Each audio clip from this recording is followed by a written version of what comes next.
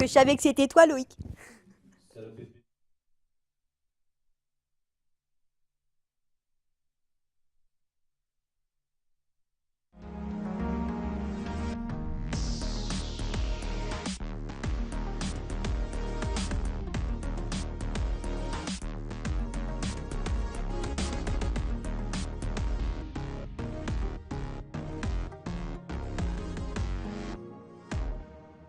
Bonjour à tous, bienvenue dans Médiasphère, la revue de presse de la rédaction. On a 13 minutes pour essayer de faire le tour de l'actualité de ce qui s'est passé cette semaine en Savoie-Mont-Blanc. Avec moi sur ce plateau, Olivia Boisson, bonsoir. Bonsoir. Et à vos côtés, Cécile Bouget de Francesco, présidente du Club de la Bresse, bonsoir. Bonsoir. Merci d'être avec nous. Et on va démarrer cette émission avec l'image du jour, c'est bien évidemment celle de Tessa Worley. Après une saison exceptionnelle, elle est de retour dans sa station du Grand Bornand ce vendredi soir. Cette semaine, la Bornandine a même raflé 2 titres nationaux de plus du côté de Val Thorens. On rappelle le palmarès de Tessa Worley cette saison, vainqueur du globe de cristal en géant, championne du monde de géant et de team event. Une année plus que bien remplie. Ce sera donc la fête ce soir dans la station Haut-Savoyarde avec d'autres champions d'exception. Grosse fête, mais il faudra tout de même vite penser à l'année prochaine avec pour objectif les Jeux olympiques de Pyeongchang. Et bien évidemment, Tessa Worley visera l'or. Merci Pauline. Place maintenant à la chronique Actu Connecté.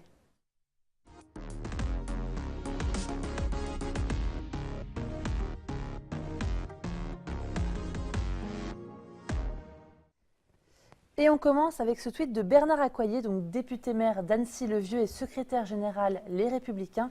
Il constate que le PS est en pleine décomposition suite au soutien de Manuel Valls à Emmanuel Macron. Il est inquiet car selon lui, cette campagne a pris une dimension violente. On ne parle pas des problèmes de fond, mais des problèmes de notre pays et de ses compatriotes.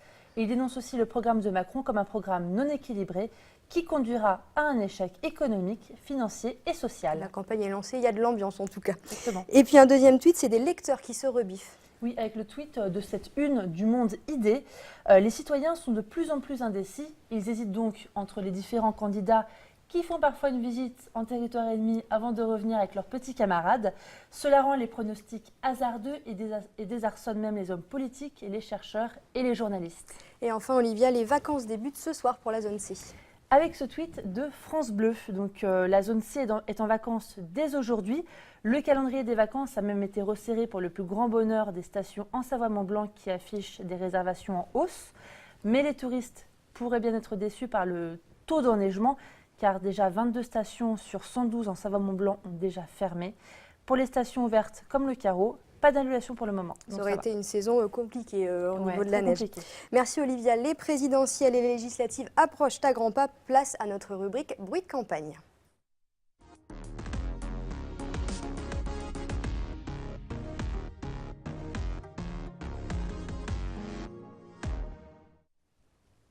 Et on débute avec un tweet de Virginie Duby-Muller, la députée des Républicains sortante de la 4e circonscription de Haute-Savoie, se présente à sa propre succession. Vous voyez sur ce tweet, plus de 200 personnes étaient présentes pour le lancement de cette campagne. Et puis la course pour cette 4e circonscription de Haute-Savoie sera très féminine, comme le soulignent nos confrères du Faucigny. Anne Favrel se présente pour le Parti Socialiste, Catherine Walter-Sellos pour Europe Écologie Les Verts et probablement Brigitte Audubert pour le Front National.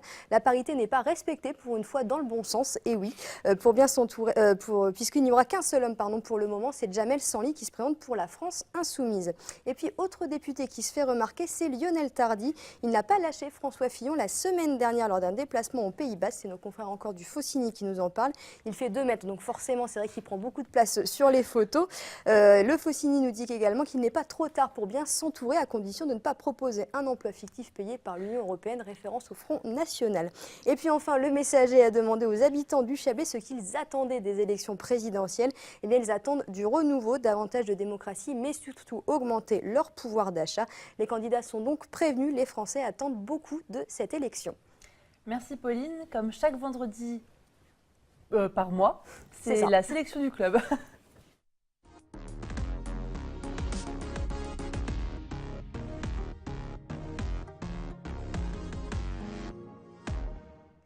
Cécile, vous êtes avec nous, vous êtes donc présidente du Club de la Presse. Merci d'être avec nous. Vous aussi, vous nous avez fait une petite sélection cette semaine et on démarre avec un article sur la non-réouverture de la carrière, c'est ça?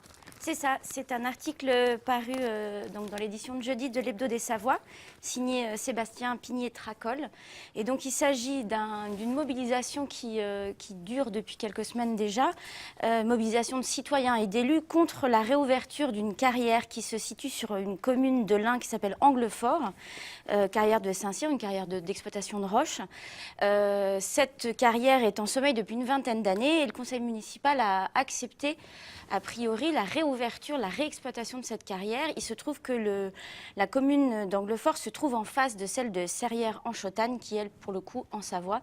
Et donc, sur ce territoire savoyard, beaucoup de citoyens et d'élus se mobilisent contre cette réouverture. Outre toutes les nuisances qu'on peut imaginer, poussière, pollution, bruit, etc., les élus et les citoyens sont très mécontents parce que d'une part, ils estiment qu'ils ont été mis au pied du mur, puisqu'apparemment l'enquête publique a été réalisée pendant les vacances de Noël cette année.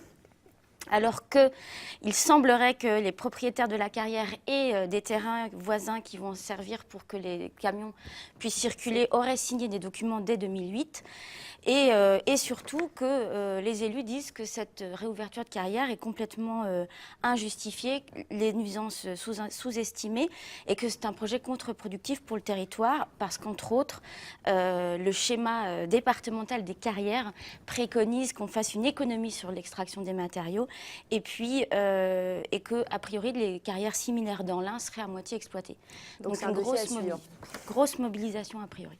Et puis alors c'est chez nos confrères du Messager, c'est les ambitions du Grand Massif. Oui, un dossier réalisé par David Gossard et Guillaume Raymond donc dans l'édition Faucigny de jeudi, où ils refont un petit récapitulatif de 3 gros projets qui sont menés par le Grand Massif, entre autres.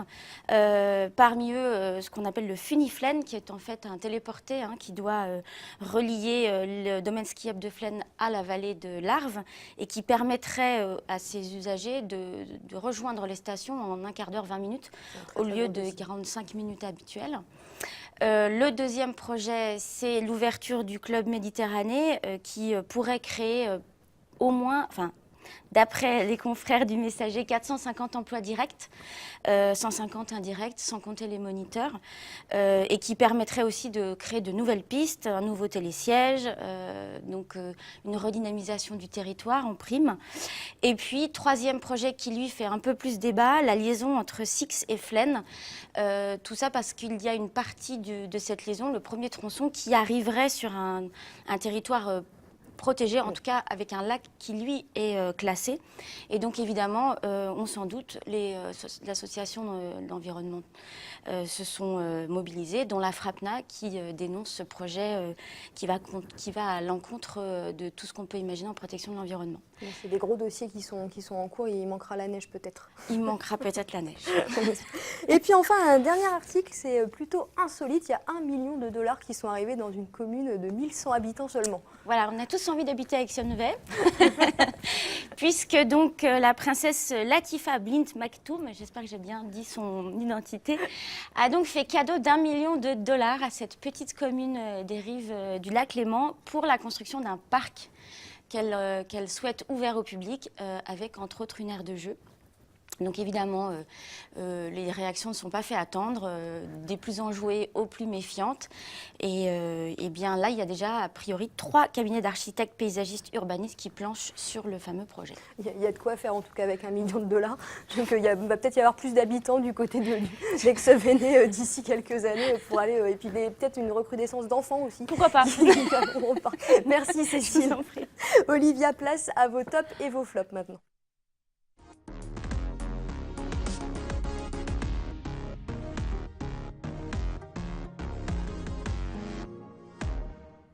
Et on commence du côté de Méribel avec les flops. Alors à Méribel, la tension monte. Vous savez, Theresa May, Premier ministre britannique, a signé la lettre du Brexit en activant l'article 50 du traité de Lisbonne. Aucun retour en arrière possible donc pour le Royaume-Uni, sauf qu'à Méribel, c'est la station la plus anglaise de France. Tous les Anglais possèdent la plupart des cafés, des restaurants, etc. Donc ils sont quand même méfiants quant à leur avenir. Et puis le printemps de retour avec le phénomène de la pyrale de buis. Vous vous souvenez, l'été dernier, la pyrale de buis avait fait des ravages donc du lac du Bourget jusqu'à Chambéry. Et là, avec le retour des beaux jours, les œufs ont éclos. 2 petites chenilles sont apparues il y a une dizaine de jours pour devenir, comme vous le voyez sur ces images, de vrais gros papillons qui sont prêts à se reproduire à raison de 1000 à 2000 œufs par papillon. Donc voilà. C'est pas mal. Et vu qu'il n'y a plus rien sur les feuilles du buis autour du lac du Bourget, il se pourrait qu'elle s'attaque au buis de la Combe de Savoie. Donc je pense qu'on va encore passer un bel été. Ça va être compliqué d'être en terrasse alors. Exactement. Côté de Chambéry. Et puis enfin, Laurent Wauquiez est au cœur d'une enquête. Et oui, il était à Shanghai, comme vous le savez, du 12 au 17 février, donc en Chine. Il a participé à une soirée destinée à récolter des fonds pour François Fillon, sauf qu'il y était allé en tant que président de la région Auvergne-Rhône-Alpes. De quoi éveiller les soupçons des enquêteurs, le parquet de Lyon a ouvert une enquête préliminaire et la question de savoir si la région a participé financièrement à la campagne du candidat Les Républicains. Décidément, les politiques sont plus souvent au tribunal que sur le terrain pour des dossiers, on va dire. Allez, on passe au top, Olivia. Le festival Radio Meux est mis en avant au niveau national. Oui, alors Radio Meux, c'est une radio indépendante et qui est de chez nous. Elle organise chaque année un festival à la Clusa. Il commence d'ailleurs ce soir et se termine le 2 avril. C'est un festival que visiblement le chambérien Yann Barthès, journaliste du quotidien diffusé sur TMC, apprécie. Comme vous le voyez, il a posté une photo sur la les réseaux promotion. sociaux. Non, c'était pendant l'émission, du coup. Ah oui. À savoir que pendant ce festival, il y aura Vitalik ou encore Laurent Garnier, donc une très très belle programmation. Et c'est tout ce week-end donc. Oui. Et puis vous mettez un champion de France de ski à l'honneur, Olivia. Oui, Victor Muffa-Jandet. Le skieur licencié du ski club de Val d'Isère a remporté ce jeudi l'épreuve du combiné messieurs des championnats de France de ski alpin. C'était à Val Thorens en Savoie. Il est arrivé 49 centièmes devant Cyprien Sarrazin. Ça aurait été une belle saison pour les skieurs et les skieuses françaises cette année. Et puis enfin, un nouveau data center en Savoie. Oui. Le groupe informatique Xefi a confirmé son implantation en Savoie. Il a lancé la construction d'un data center à Savoie Technolac, un investissement tout de même d'à peu près 11 millions d'euros. Et cette construction prévoit la possibilité de faire bénéficier la structure d'un système donc de refroidissement par les eaux du lac du Bourget. Donc c'est un projet qu'on va suivre de très très près. Peut-être une ambition dessus? Peut-être. Merci beaucoup Olivia. On termine cette émission avec un conseil de lecture. Montagne Magazine sort un hors-série consacré bien évidemment au ski de printemps. C'est la période. Vous avez des conseils pour préparer ces sorties. Il sera aussi question de la présidentielle qu'ils ont interviewé quelques candidats. Ce sera donc à lire dans Montagne Magazine. C'est la fin de cette émission. Merci Olivia. Merci Cécile d'avoir été avec nous. On se retrouve la semaine prochaine pour une nouvelle revue de presse. En attendant, suivez bien l'actu sur 8 Mont Blanc. À bientôt.